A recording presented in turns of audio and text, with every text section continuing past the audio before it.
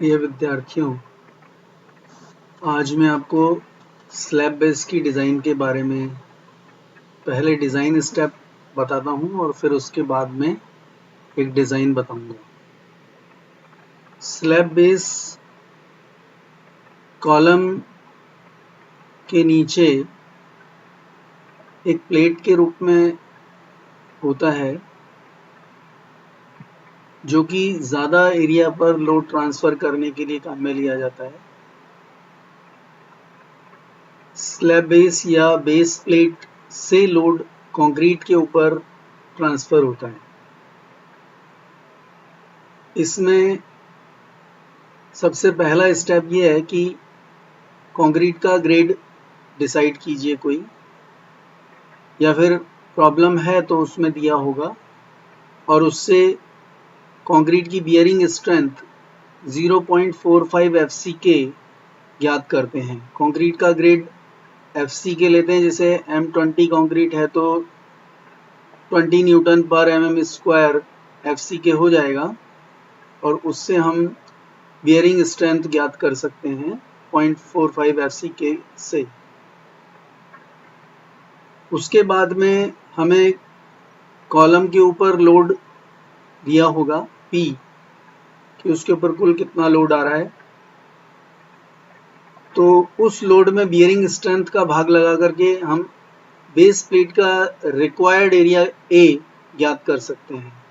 A बराबर P divided by 0.45 FCK जो हमने ऊपर ज्ञात किया है। तीसरे स्टेप में हम बेस प्लेट का साइज ज्ञात करते हैं। अगर स्क्वायर बेस प्लेट हमें यूज करनी है तो बेस प्लेट का एरिया ज्ञात करने के लिए जो एरिया रिक्वायर्ड आया है उसका अगर रूप ले लें तो हमें प्लेट का साइज मिल जाएगा, जिसमें चौड़ाई और लंबाई दोनों बराबर हो जाएंगी स्क्वायर होने के कारण से, तो हमारे को साइज मिल जाएगी। ये साइज बेस प्लेट का आने के बाद उसको नेक्स्ट नंबर पे हायर साइड में राउंड ऑफ कर लेते हैं। जैसे मान लीजिए प्लेट का साइज आता है 205.7, तो हम उसको 210, 220 ऐसे उसको आगे हायर साइड में उसको राउंड ऑफ कर लेंगे। इसके बाद में एरिया प्रोवाइडेड ज्ञात करते हैं। चूंकि हमें फाइनल डायमेंशन पता है उसकी, तो उसका स्क्वायर करके फिर से एरिया प्रोवाइडेड जिसका सिंबल A1 लिया है वो ज्ञात कर लेते हैं। अब चूंकि प्रोवाइडेड एरिया A1 है तो नीचे से जो अपवर्ड प्रेशर रिएक्शन के रूप में हमें मिलेगा बेस प्लेट पर कंक्रीट से, वो स्मॉल w ज्ञात करते हैं फिर से, जो कि load divided by area provided से आएगा। W equals to P divided by A1, जो एरिया हमने प्रोवाइड किया है उससे। स्लैब बेस की मिनिमम थिकनेस TS ज्ञात करने के लिए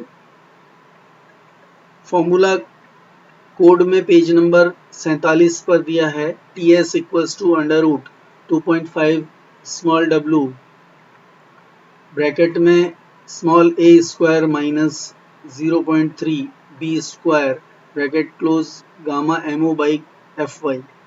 गामा mo 1.1 होता है, fy स्टील के लिए हम 250 लेते हैं।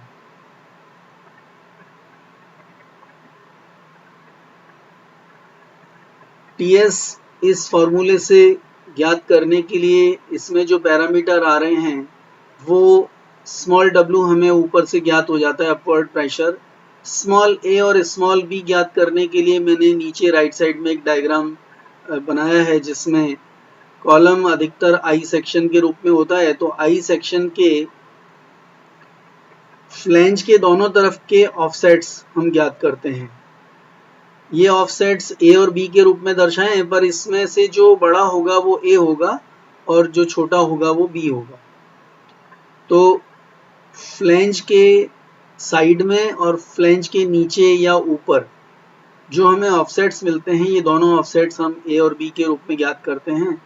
और इसमें से जो बड़ा होगा वो ए और जो छोटा होगा वो बी लेकर के इस फॉर्मूले में मान रख कर के हम टीएस ज्ञात करते हैं। थिकनेस आने पर आईएसआई हैंडबुक में पेज नंबर 20 से आगे विभिन्न थिकनेस की प्लेट्स दी हुई हैं। उसमें से इस थिकनेस जो कि हमें रिक्वायर्ड है उससे हायर साइड की प्लेट हम लेते हैं। इस प्लेट की थिकनेस कॉलम के फ्लैंज की थिकनेस से कम नहीं होनी चाहिए। टीएफ जो कॉलम का होता है वो हम आईएसआई हैंडबुक में कॉलम की प्रॉपर्टी में या बीम की जो प्रॉपर्टी है, हमें जो भी बीम दी जाएगी वहां से हम ज्ञात कर सकते हैं। तो इस तरीके से हम टीएस फाइनल कर लेते हैं और हमारे पास प्लेट की तीनों डायमेंशंस आ जाती हैं। प्लेट की लंबाई, चौड़ाई और मोटाई। कॉलम के साइड में लेफ्ट साइड में जो ऊपर सेक्शनल फ्रंट व्यू है उसमें कॉलम के साइड में दो एंगल्स लगाए गए हैं जिन्हें क्लीट एंगल्स कहते हैं। इन क्लीट एंगल्स को एज्यूम कर लेते हैं। वैसे तो लोड ट्रांसफर में इनका कोई काम नहीं होता है, लेकिन कॉलम मूव नहीं करे इसके लिए ये क्लीट एंगल लगाए जाते हैं। और क्लीट एंगल का बेस प्लेट से कनेक्शन करने के लिए बोल्ट्स काम में लिए जाते हैं। इसके लिए 2 से 4 बोल्ट 20 mm डायमीटर के काम में लिए जाते हैं।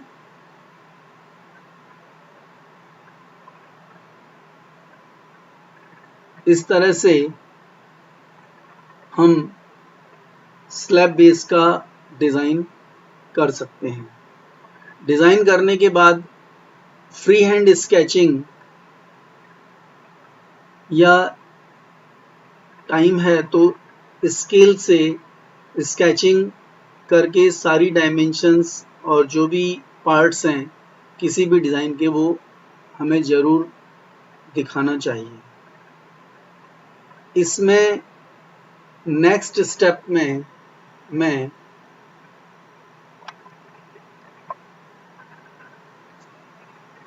आपको एक डिज़ाइन बताऊंगा नेक्स्ट लेक्चर में,